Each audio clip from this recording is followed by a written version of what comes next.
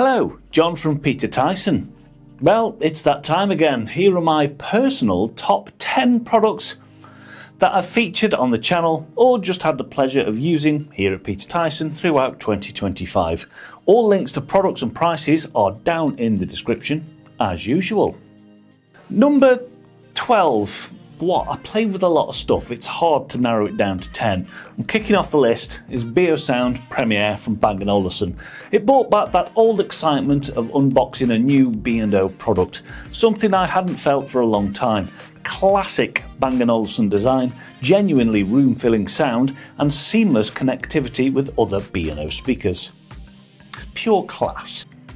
At number 11, the Hisense PX3 Pro. Projectors are not my forte really, but this ultra short throw genuinely blew me away.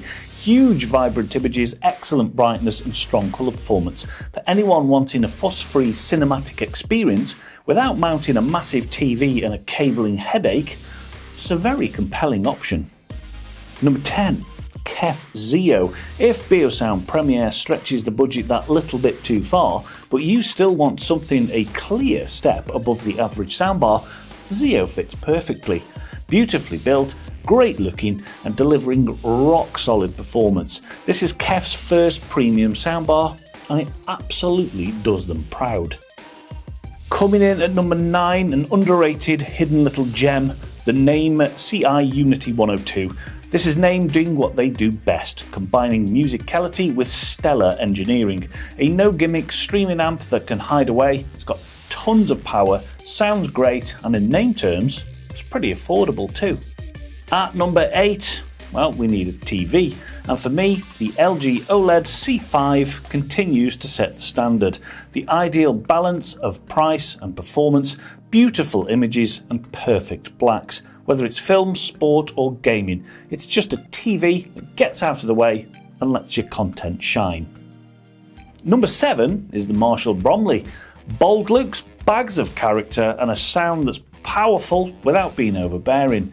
It's one of the most fun products I've tested this year and does exactly what it's supposed to do for a party speaker.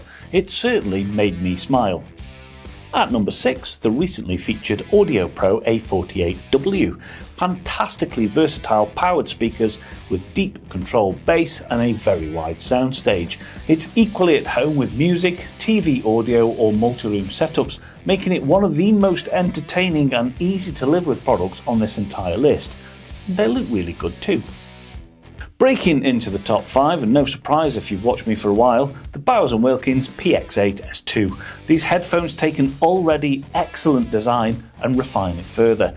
Improved comfort, superb noise cancelling and a wonderfully detailed yet musical sound. B&W's best ever headphones and my clear favourite so far.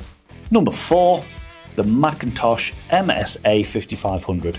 This is modern Macintosh at its finest. Streaming, DAC and amplification all wrapped up in that unmistakable glass-fronted blue-eyed design.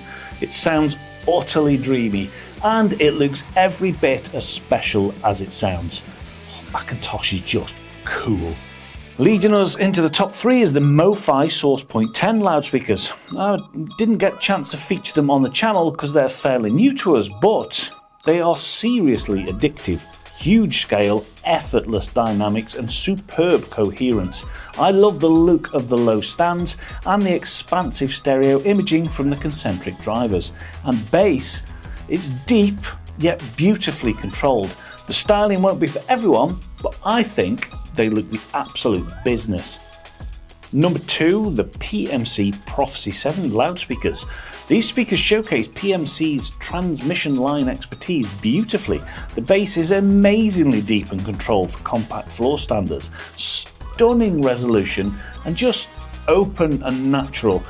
One of the most well-rounded, easy to listen to speakers I've ever had the pleasure of hearing.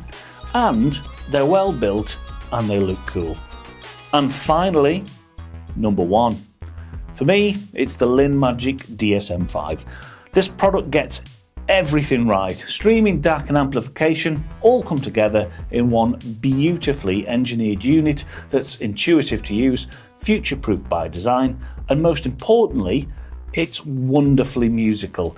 It's a significant step forward in every respect over the previous model, and it perfectly sums up what modern hi-fi should be: simple, capable and utterly engaging. For me, it's the standout product of 2025. So there we have it, my top products of 2025. What do you agree and disagree with? And what would your top product of the year be? Let me know down in the comments as usual. Thanks for watching, like and subscribe, obviously, and you'll see me in the next video. Take care.